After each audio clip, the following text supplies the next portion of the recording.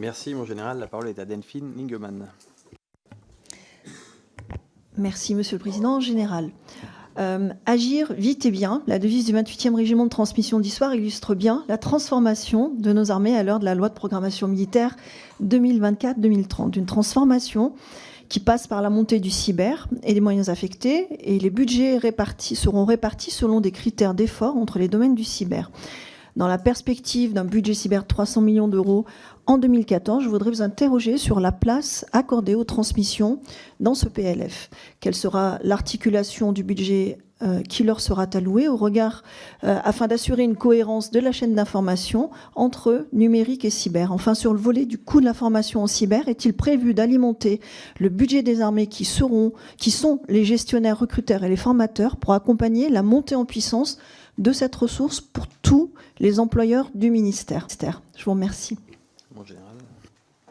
Madame la députée, les transmissions, en fait, qui est un terme un peu suranné, ça s'appelle encore régiment de transmission, mais en fait aujourd'hui ça représente bien évidemment une réalité beaucoup plus large. Et la différence entre le numérique, les transmissions, le cyber est quelque chose qui tend à se réduire. D'où certaines d'ailleurs la nécessité d'avoir une vraie vigilance sur ces cursus et de ne pas enfermer les gens sur des carrières trop fermées, trop étroites. C'est quelque chose qui est bien pris en compte.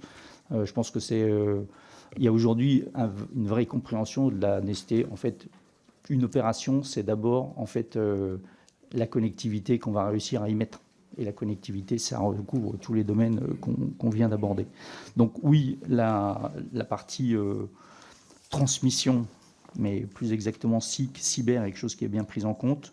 En particulier sur un certain nombre d'objets phares, c'est Syracuse, qui est à la fois de l'espace, mais aussi du SIC, la partie contact, les postes contacts qui sont pièces essentielles de Scorpion.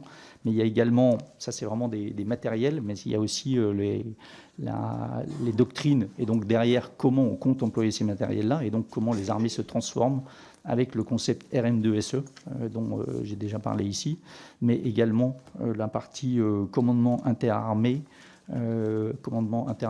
qui doit vraiment évoluer, parce que c'est lié à RM2SE, pour être beaucoup plus plastique, mais ça nécessitera une grande agilité, en particulier pour la partie SIC, pour être capable de relier les gens de manière un peu différente et très évolutive